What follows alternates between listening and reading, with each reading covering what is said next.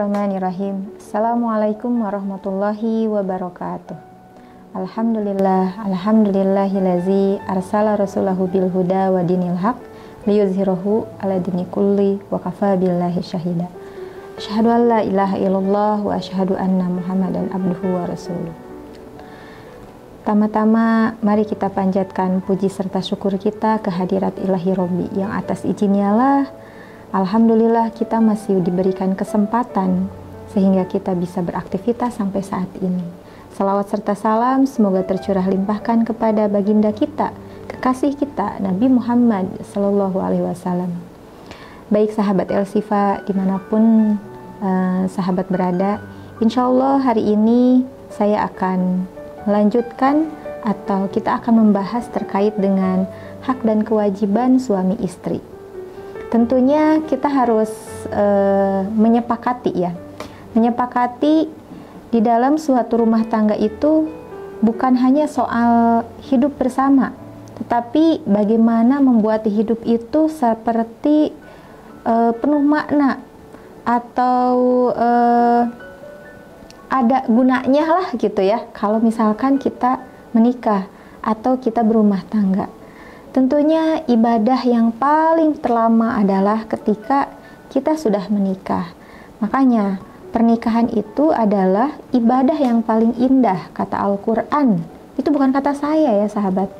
Nah itu di dalam Quran surat Ar-Rum ayat 21.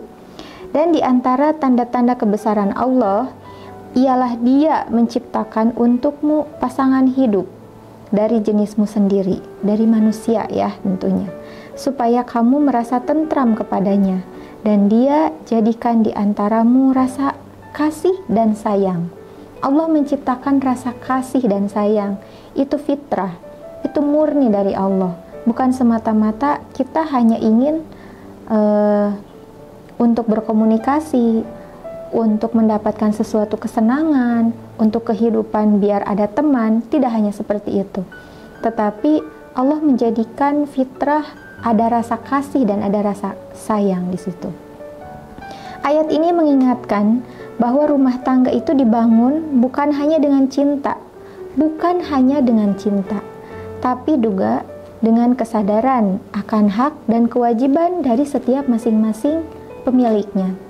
Jadi sangat bohong ketika ada suatu pasangan hidup dengan cinta, tetapi tidak ya. Di dalamnya pastinya ada hak dan kewajiban yang harus dilakukan oleh setiap individu itu. Hak dan kewajiban seperti apa sih yang harus kita tumbuhkan di dalam kehidupan berumah tangga? Tentunya hak dan kewajiban itu menjadikan dasar, menjadikan tolak ukur kita untuk menumbuhkan atau mewujudkan keluarga yang sakinah, mawadah, dan juga warohmah. Nah, di sini menurut kompilasi hukum Islam atau KHI ya, yang dijelaskan juga saya mengutip dari Ustadz Cahyadi Takaryawan, menukil pasal 77 sampai 79 itu di dalamnya itu adalah hak dan kewajiban seorang suami istri itu saling mencintai, kemudian menghormati, setia, dan memberi dukungan baik lahir maupun batin. Nah, di situ memang termaktub di dalamnya itu adalah suami dan istri gitu ya. Bukan semata-mata hanya suami saja atau semata-mata yang harus mencari nafkah itu adalah suami saja. Itu tidak di situ ya. Tetapi yang harus saling mencintai, ada kata-kata saling yang artinya dua berkesinambungan. Kemudian ada kata-kata saling menghormati, saling mencintai, dan juga memberikan dukungan. Ketika suami mencari nafkah, tentunya ada usaha yang dilakukan oleh seorang istri memberikan dukungan. Dukungannya seperti apa? Berbeda-beda tentunya.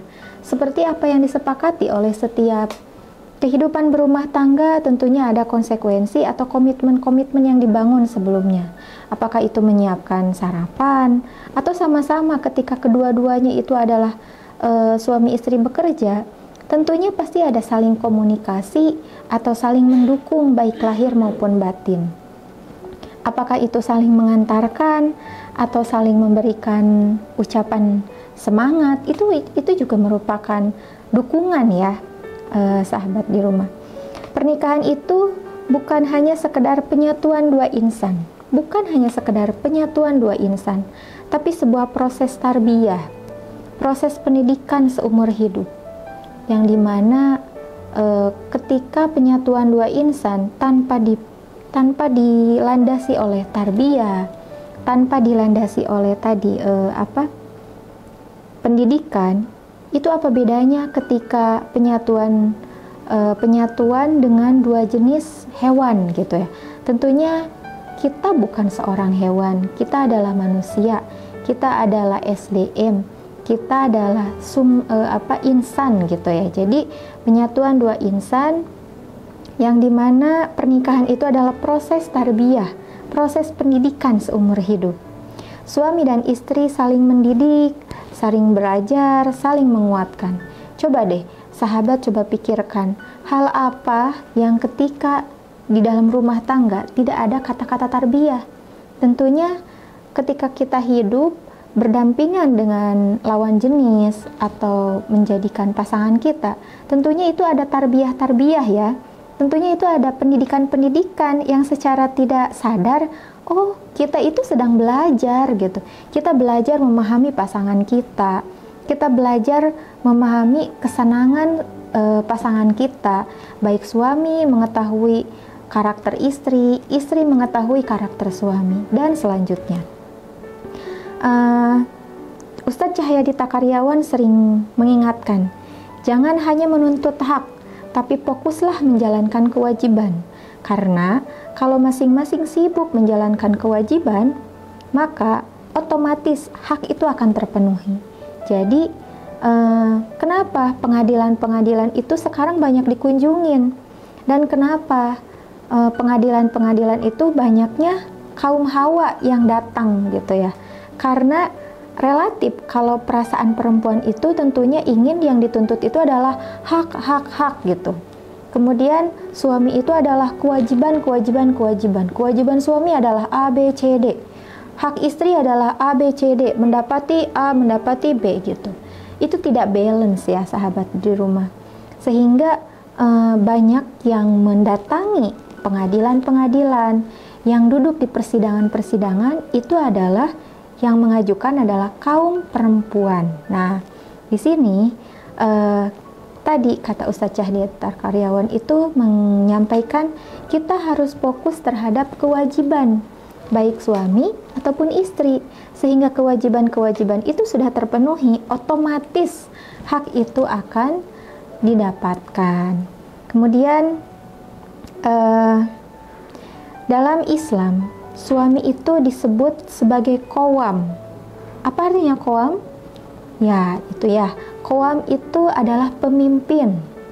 Ar-rijalu qawwamuna 'alan nisa gitu.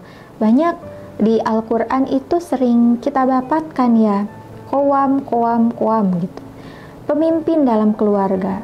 Tapi pemimpin di sini bukan dalam artian pemimpin yang semena-mena, pemimpin yang otoriter. Tidak seperti itu, tapi pemimpin yang diharapkan gitu ya, atau pemimpin yang dibentuk dalam Islam itu adalah pemimpin yang penuh dengan kasih sayang, pemimpin yang bertanggung jawab. Di sini saya akan coba menyampaikan yang pertama itu adalah hak atau hak kewajiban seorang suami. Yang pertama mungkin tidak banyak ya, ada 3. Yang pertama itu memberikan nafkah. Di dalam memberikan nafkah, tentunya tidak semata-mata hanya untuk materi saja yang didapatkan atau yang diberikan. Memberikan nafkah baik lahir maupun batin. Apa sih gitu ya? Nafkah lahir itu udah jelas, sandang, pangan, papan itu otomatis. Kemudian nafkah batin itu berupa kasih sayang, perhatian, dan juga perlindungan. Dimana ketika kehidupan berumah tangga itu adalah suami memberikan nafkah, tidak semata-mata ketika suami memiliki posisi atau jabatan tertentu terus saja dicekokin dengan materi-materi, itu saja tidak cukup bagi seorang istri. Tentunya istri di rumah ingin dong komunikasi, ngobrol, pillow talk, atau misalkan mendapatkan perlindungan, tidak hanya materi-materi transparan terus gitu ya. Nah, itu juga memang kurang. Bukan tidak perlu juga, karena memang fitrah memberikan nafkah lahir dan batin, sandang, pangan, papan, itu juga harus tercukupi. Tentunya ada batasan-batasan yang memang bisa ditempuh oleh seorang suami. Allah memberikan batasan-batasan itu sesuai dengan kemampuan setiap hambanya. Ketika bahkan pasangan suami istri itu adalah saling melengkapi tentunya ya. Memang Allah itu memberikan rizki dalam satu hari itu adalah 100.000, itu cukup bagi seorang suami istri atau bagi sebuah keluarga.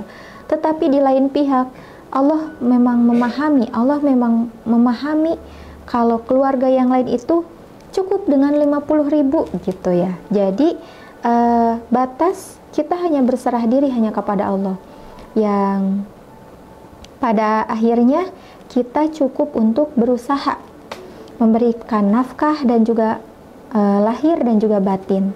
Nah, di sini nafkah tadi ya, nafkah lahir tadi, nafkah batin, kasih sayang, perlu kasih sayang. Ketika istri lagi kesel banget, tentunya kan pengen didengerin. Ketika lagi capek, ketika lagi suntuk, tentunya itu pengen ada yang dikomunikasikan, apalagi ketika sudah berumah tangga. Yang kedua, membimbing istri. Ini kewajiban seorang suami, membimbing istri dan anak menuju ketaatan kepada Allah. Membimbing istri dan anak menuju ketaatan kepada Allah, tentunya suaminya dulu gitu kan, yang harus menjadi dibaikin, yang harus taat sama Allah, sehingga bisa membawa ketaatan kepada anak dan istri. Membimbing istri dan anak kepada ketaatan kepada Allah bukan semata-mata itu ketika untuk mengajak sholat doang ya gitu. Jadi banyak atau secara umum itu banyak untuk membimbing istri dan anak menuju ketaatan kepada Allah. Ketika sahabat Elsifa ketika main misalkan ada hal-hal yang tidak disenangin, itu berikan penjelasan-penjelasan. Atau misalkan ketika ingin lewat ke sebuah toko yang memang itu adalah dalam artian boikot produk Israel atau dan lain-lainnya, itu berikan pemahaman kepada anak. Itu adalah salah satu membimbing gitu ya. Nah, ketika sholat melihat waktunya azan, masih main HP atau masih nonton TV untuk anak, tentunya kita ingat sebelum mengajak anak atau istri, kita dulu yang tentunya harus sudah berwudu, harus sudah siap untuk sholat. Itulah fungsinya qawam, imam dalam sepanjang perjalanan kehidupan. Nah, yang ketiga yang tak kalah pentingnya yaitu memperlakukan istri dengan baik. Kita memiliki teladan kekasih kita, baginda kita, orang tua kita, Rasulullah Shallallahu Alaihi Wasallam. Beliau bersabda, sebaik-baiknya kalian adalah yang paling baik terhadap istrinya. Begitu. Kenapa istri? Kenapa bukan teman gitu? Karena istri adalah pasangan hidup.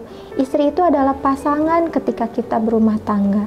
Jadi bagi para suami dimanapun gitu ya, perlakukan istri dengan sebaik-baiknya. Jauhkan hal-hal yang KDRT atau bersifat kasar, omongannya kasar. Semoga Allah menjauhkan dari hal itu. Kita harus kita harus introspeksi. Kita memiliki seorang ibu, atau kita memiliki seorang adik, atau kita memiliki seorang kakak dalam sebuah keluarga. Bagaimana kalau hal itu menimpa sama ibu kita sendiri, menimpa sama anak kita sendiri? Hal itu yang ditakutkan oleh kita semua ya. Makanya Rasulullah itu sebaik-baik kalian adalah yang paling baik terhadap istrinya. Yang paling baik seperti apa? Cerminan atau seorang istri tidak muluk-muluk untuk menjadi sifat yang baik, tentunya dikomunikasikan. Jadi, kalau ada suami yang merasa aku sudah memberi nafkah, aku sudah mencukupi untuk keluarga saya dengan mentransfer, dengan memberikan bahkan ATM-nya dikasih, itu saja itu keliru gitu ya. Itu saja tidak cukup. Istri juga berhak mendapatkan kelembutan hati, komunikasi yang baik, bahkan senyum yang hangat dari seorang suami. Masya Allah, ketika pulang kerja, datang ke rumah, disambut oleh seorang istri gitu ya. Terus suami itu memberikan senyum. Para malaikat itu sangat senang dan langsung mencatat perbuatan atau amal baik yang dilakukan oleh kedua pasangan itu. Nah, jadi sedikitnya kita walaupun 3 poin, tetapi mudah-mudahan bisa menjadi penyemangat bagi para suami dimanapun berada ya. Kita lanjut sahabat Elsifa. Hak dan kewajiban tentunya tidak hanya suami dan juga istri juga ada. Peran istri itu ibaratkan sebuah jantung. Di dalam suatu tubuh, jantung sangat vital ya bagi dalam tubuh kita. Kalau jantungnya sehat, seluruh tubuh pun sehat. Kebayang kalau jantungnya udah tidak beroperasi, otomatis kehidupan selesai. Nah, kewajiban istri itu yang pertama adalah taat sama suami. Bahkan gampangnya seorang istri masuk surga, kata Allah itu dikatakan kalian bisa masuk dari pintu mana saja, salah satunya itu dengan taat sama suami. Yang tadi balik lagi, taat sama suami, tentunya suaminya juga harus taat juga ya sama Allah. Nah, di sini kewajiban istri adalah taat kepada suami dalam hal yang ma'ruf atau yang baik. Ma'ruf itu sesuai dengan syariat, bukan dalam hal maksiat. Kalau disuruh ngutang gimana gitu ya, atau disuruh membangkang sama seorang mertua gimana? Oh, tentunya tidak boleh. Tentunya itu hal yang maksiat gitu ya. Nah, di sini istri juga harus menjaga kehormatan diri, menjaga harta suami, serta mengelola rumah tangga dengan baik. Tapi jangan lupa istri juga punya hak untuk mendapatkan nafkah, perlindungan, serta diperlakukan dengan penuh kasih sayang. Kewajiban dulu yang harus dipikirkan, wahai para istri, ketika kita sepatutnya madrasah yang pertama itu adalah di rumah. Peran kita di rumah itu adalah seorang ibu, seorang istri adalah jantungnya di dalam suatu rumah tangga. Tentunya kita adalah orang yang penting di dalam suatu rumah tangga. Ketika istri murung, tentunya kondisi di dalam rumah tangga tidak akan baik-baik saja. Saya yakin itu. Ketika istri yang biasanya cerewet, tiba-tiba langsung diam, pasti ada sesuatu. Tanya para suami, tanya. Bahkan ada beberapa orang yang terkadang laki-laki itu kan memang cuek katanya gitu ya. Tetapi istri pengen dimengerti. Tetapi kalau tidak ada komunikasi, bagaimana hal itu bisa nyambung? Yang pastinya pertengkaran yang akan muncul. Ketika suami atau istri berkomunikasi seadanya, itu saja belum cukup. Tolong hilangkan rasa ego ketika dalam berumah tangga. Apalagi kalau udah ada yang punya anak 1, anak 2, anak 3, tolong dihilangkan. Kita harus berpikir logis. Kita harus berpikir untuk anak-anak kita. Kita adalah untuk semuanya. Bagaimana kalau seorang ibu perasaannya murung terus? Pasti anak-anak juga pasti bakal rewel. Suami rewel, pusing gitu ya. Akhirnya perpecahan dalam perkeluargaan. Nah, di sini kelola hati atau mood para istri atau para ibu-ibu di rumah. Tolong kelola hati. Karena kita harus berpikir, kita ada anak yang harus kita gizinya harus kita terpenuhi, walaupun hanya dengan tahu dan tempe gitu. Tapi seorang istri itu bisa mengolah. Kemudian ada suami yang dimana di luar sana itu beliau itu udah mencari nafkah gitu. Ketika datang ke rumah, harapannya hatinya tenang, perutnya kenyang, pikirannya tenang, itu adalah tugasnya istri juga. Waduh, berat banget dong gitu ya. Tetapi jangan menjadi hal yang diragukan sangat berat. Kita komunikasikan sama seorang suami, kita ada loh pasangan atau pendamping. Kalau perlu sandaran itu adalah seorang suami, nggak perlu harus kemana-mana, nggak perlu harus di sosmed, nggak perlu harus ke halayak ramai gitu ya, nggak perlu, cukup dengan suami. Tapi perasaan suami saya diam-diam baik gitu ya. Nah itu juga kita mungkin harus mengenal terhadap suami kita seperti apa. Jangan sampai diamnya suami itu mikir loh bun, diamnya suami itu adalah berproses, harapannya pengen memberikan solusi gitu, tapi kan nggak mungkin ya kalau diem terus sepanjang pernikahan, itu kayaknya nggak mungkin. Nah di sini juga turunkan ego para istri, turunkan sedikit egonya para ibu, egonya para istri. Kita usia di usia berapa sih gitu? Wajar kalau usia kita masih usia belasan tahun. Kalau usia udah puluhan, kepala 2, kepala 3, turunkan sedikit untuk ego kita. Terbuka, komunikasikan. Kalau kita lapar, ngomong. Kalau kita pengen A, ngomong. Karena para suami nggak tahu. Kalau kita jemedut aja. Kalau kita atau ada yang bilang ke saya, tapi bun saya malu gitu. Lah kok malu? Anak udah 1, 2, 3, 4 dan selebihnya. Ya, seperti itu para istri. Itu yang kedua, menjaga kehormatan diri, menjaga harta suami.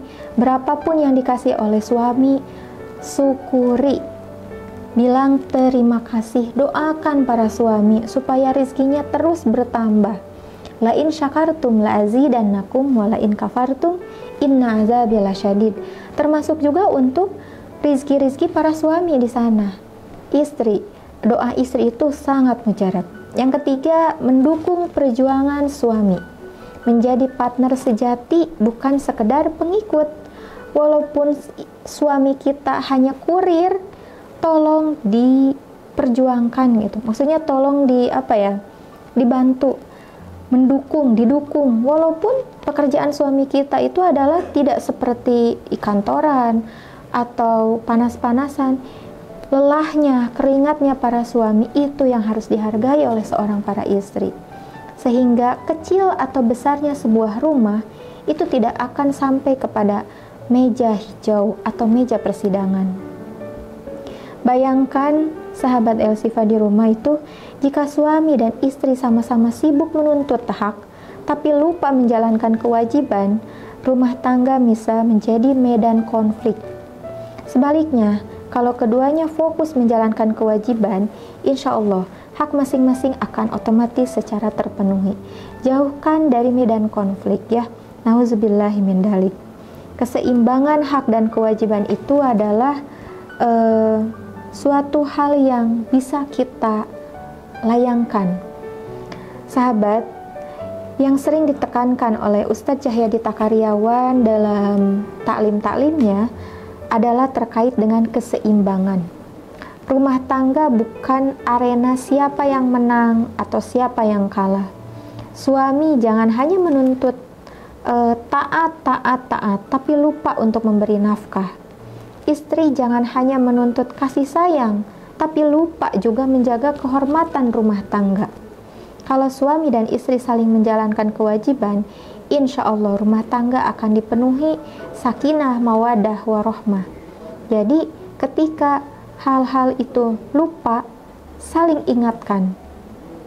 Jadi menuntut rasa kasih sayang, saya tidak disayangi, atau suami saya cuek, atau padahal posisi saya lagi sakit, saya capek, tetapi malah disuruh A, B, C, D gitu. Tetapi lupa menjaga kehormatan suami. Hal itu malah diomongin ke tetangga.